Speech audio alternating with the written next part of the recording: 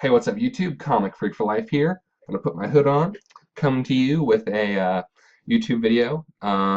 It is 4:40 in the morning, and this is the second time I'm recording this video because the webcam was not working.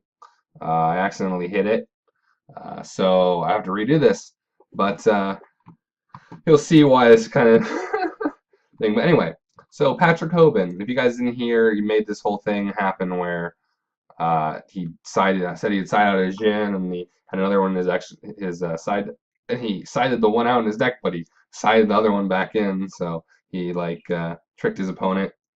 And I guess he made an article about it saying it was okay because it's not against the rules, which it's not. And then I guess someone else, random person, wrote an article, Alter Reality Games article, with response to Hoban's justification. So I'm going to read this to you in my awesome response voice and kind of give my ideas and thoughts about it.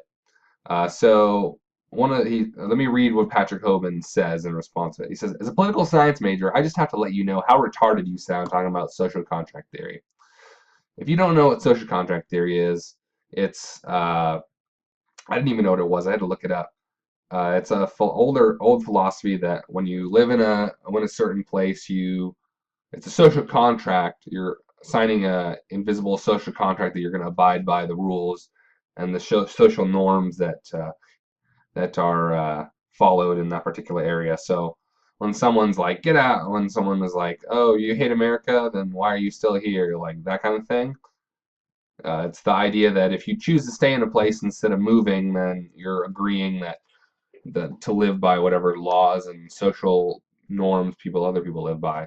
It's like a Socrates or thing that he didn't want. He refused to run away because he agreed to the social contract when he was going to be executed. But anyway, let's get on to reading this article. I'm going to read this article and kind of give my thoughts. Um, it's not a very good written article, and I don't know who Christian Gonzalez is, but go along with me. My personal thoughts I'll get to after, and I'll make a few comments in there. So let's get started. A lot of attention has been placed on Patrick Hoban's actions as of late. This has to do with the fact that such a high-profile individual could do something so, in my view, low and disgraceful. Hoban is a person who many people look up to as a Yu-Gi-Oh! Role model, and he generally sets a good example. Side note, Patrick Hoban is a political science major, a liberal, left-leaning political science major from Georgia. And you can take that whatever way you want. But yeah, just so you know. It's a very good thing. One, he's a politician. Patrick Hoban is. Two, yeah, his political leanings. So, however, I'm here to show you why he set an atrocious example through his actions at the Alter Reality Games Circuit Series Fort Lauderdale, and why his argument, which he uses to defend himself, is quite flawed, much like this article. First, I'd like to agree with him on the point that he did not cheat. Even Julia Hedgeberg, if you don't know who Julia Hedgeberg is, she's the person that gets together all the judge documents and gets together the judge teams for YCSs. I know this because I've judged YCSs. She's a very awesome person. But there was a whole thing where she commented on it in the judge page. Even Julia Hedgeberg, an extremely respected individual, said that what he did not constitute cheating. Hoban went so far as to quote her saying this in his article. However, he completely ignored what she said right after, pointing out that his actions were not cheating. Namely, Julia quite rightly classified Hoban's actions as a dick move, and that she was disgusted by it. Mr. Jim McMahon also echoed this sentiment. If you know who Jim McMahon is, he is the owner of Alter Reality Games from Ohio. Now that we have agreed that your actions were legal in the Yu-Gi-Oh! Sense, let's see if they were ethical. In my view, the view of many others in the community, is that your actions were completely wrong. Let me quote you first and point out the most incorrect assumption in your argument. According to the rules, both lying to your opponent about having Mirror Force set and lying to your opponent about how you intend to side deck are illegal. The rules of this game are not exactly where the line between what is okay and what is not okay must be. When you enter a tournament, you are entering into agreement to uphold the rules of the tournament and nothing more, which he did. Yes, Patrick is right about that. However, he is forgetting at least two other relevant contracts which we are always bound by.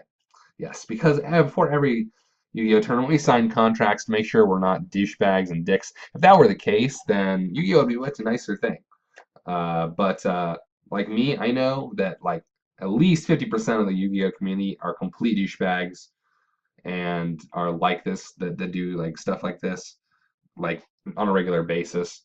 That's what is so like shitty about the Yu-Gi-Oh community, and that's why people start to leave, because people do shit like this. But get back to this.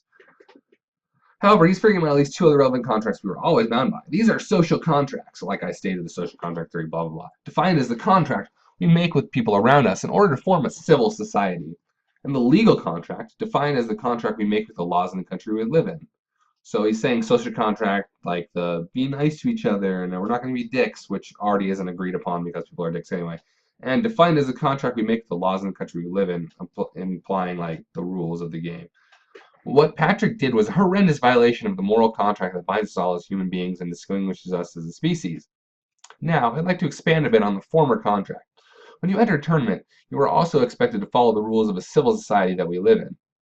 For example, the Yu-Gi-Oh! Rulebook does not say that you have to be pleasant when playing against an opponent. Like I said, if it did, we have a lot of people getting unsportsmanlike conducts. It does not say that you should shake his or her hand after a match or say, good game. It does not say that you should even give him or her the respect he deserves as a fellow human being, implying that people deserve respect. The rule book, as you point out, does not say that you are allowed to lie or deceive your opponent.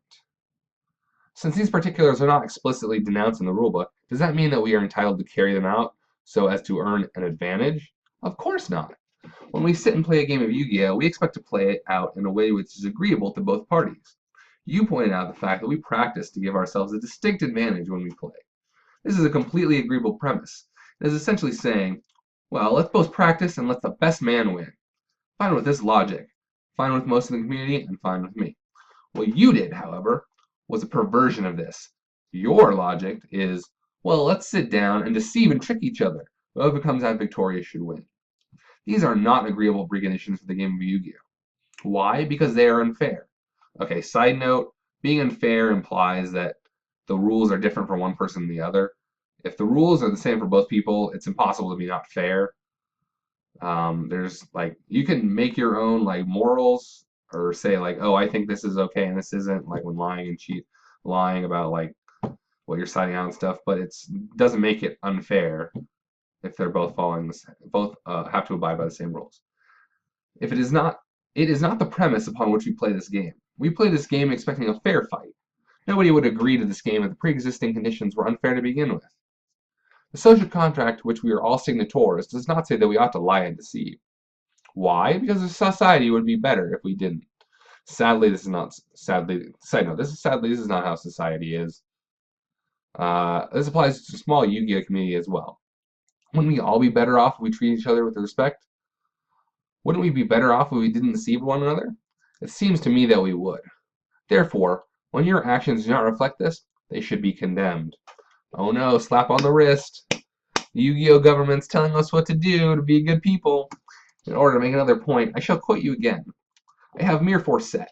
It is perfectly legal and acceptable to say this to your opponent, whether or not you actually have a mere force set. If you don't have a mere force set, you are lying to your opponent to gain an advantage. That's okay, but this isn't. If you say this is illegal, how are you going to say bluffing is illegal at all? Where is the line between the two? That's certainly a slippery slope. The two principles used in your comparison are entirely different. I will elucidate the line between the two. When you bluff, this is an acceptable action within the context of the game. As I said before, this is an agreeable precondition which everyone playing a card game would be fine with. However, you did not bluff. You deliberately misled your opponent by violating an agreement made. Okay, one, no one makes an agreement to like be nice to each other, like I said, because half the Yu-Gi-Oh community are dicks. And two, it's definitely an acceptable action within the game because it's illegal in the rule sense. That's the only definition of acceptable action. The rules make acceptable actions. So it has to be an acceptable action. If it's legal, it's an acceptable action. So that's completely off. You deliberately misled your opponent by violating an agreement outside of the game between the two of you. In the bluffing instance, both players agreed that the bluff is a fair part of the game. In the Jin instance, you actually broke an agreeable contract, which you and your opponent accepted. I don't remember accepting any agreeable contract like that. Did you sign something before you played? I don't know what this guy's talking about. So, I don't know. In this Dijin instance, you actually broke an agreeable contract. In one instance, you acted within the laws of an established principle. In the others, you violated a fair contract which you made with your opponent. See the difference? No, I don't, because neither of those things exist. Finally, I'd like to end with what I think the right course of action should have been. I sincerely think that the actions like this ought to be punished. So we're going to punish people for being dicks. Okay. The rules of Yu-Gi-Oh! Should not have allowed you to do this in the first place. That means that the scope of the rules should be expanded to also prohibit injustices like the ones you committed. The rules should be changed to accommodate for inappropriate behavior. The people who have broken them should be censured. Similar to what happened to the Nazi generals after World War II. I'm not by any means comparing you to a Nazi. I'm just pointing out that laws were made to prevent actions like the ones they committed in the future, and the people who had committed actions like that in the past were punished. So he's pretty much saying that the rules should be changed to don't be a dick. Now, the rules, like, if you made a rule, don't be a dick, like my old locals, Majestics, that had like rules, and one of them was don't be a dick. But obviously, people were still dicks. Like, that's not really an enforceable like thing. So I don't know how you would do that, but okay, I'll go along with it. Remember, this is a good legislator. Remember this. A good legislator writes laws in order to enforce not just the technicalities, but also the spirit of the law. If, for instance, we write a law saying that women should be paid the same as men for the same job, we imply that women ought to be equal to men. The spirit of the law is also to be considered. If you wrote the spirit of the laws of Yu-Gi-Oh! Which aimed to ensure a fair game. To sum it all up, your actions were wrong because you violated our social contract. Yes, he violated the invisible social contract that you made up. Yes, you were legally able to lie and deceive your opponent. However, just because you legally could doesn't mean you morally should. Just imagine the horror that would be this community if everybody followed suit and lied/deceived their way to victory. I am experiencing this horror. People do that all the time. I don't know what La La Land this article writer is on, thinking that people don't do this shit, because they definitely do. Like I said, half of the Yu-Gi-Oh community, I'm in SoCal, I know the Yu-Gi-Oh community, half of the Yu-Gi-Oh community are dicks, including me sometimes. I try to be nice, but yeah. So I don't know what he's talking about. Yeah. However, just because you legal blah blah blah, that is why you should stop justifying your actions, admit responsibility for them, and encourage people not to do things like that. He definitely admitted responsibility for his actions. His responsibility is it's within the rules, and I can do it whenever I want. I do what I want, whatever, and encourage people not to do things like this. You broke our moral code. No, no, no, which is far worse than breaking any Yu-Gi-Oh rule. I really mean that last sentence. You are not and probably will not be punished for your actions in the legal sense because it's not against the rules and didn't break any laws. So of course you're not going to get punished in the legal sense. However, the potential damage you have done to yourself is far worse. You broke the moral law, which everyone holds in their heart. Now, when anyone who knows of this anecdote, sees you will be the scarlet letter that you have. If you don't know what the scarlet letter is, it was a book written where she committed adultery, so she had the A for adultery. But then it later, but he doesn't notice the other part of the book where again she goes back to being nice and whatever, and then people think it means able. So he's like unknowingly implying that this will eventually be like a symbol of being Hoban, which is a good thing. So anyway, they will think you an untrustworthy Machiavellian person who broke the moral law we are all bound to. Yes, this is not to serve as an indictment of Patrick Hoban. This message goes to anyone who did something like this or anyone defending those actions. I have the utmost respect for Patrick. I really feel like he got this one wrong. Your humble servant, Christian Gonzalez, aka who the fuck is Christian Gonzalez? So that's the article, guys. Like I said, Patrick Hoban posted the link and commented on it. And if you read the comments, I guess most of the people are saying that it's a terribly written article. Like I said, who the fuck is Christian Gonzalez? And I don't know. People can say what they want. So pretty much, I mean, half the Yu-Gi-Oh community are dick people, so, or at least they do dick things, even though I'm still friends with some of them. So it's just a game. That's what happens, and I don't really think this is going to change anything. It's just a waste of time. But like I said, if you want to know what happens or what happened, check out Patrick Hoban's Facebook page and go ahead and follow him or do whatever you want. This is Conflict Life, keep it real, signing out.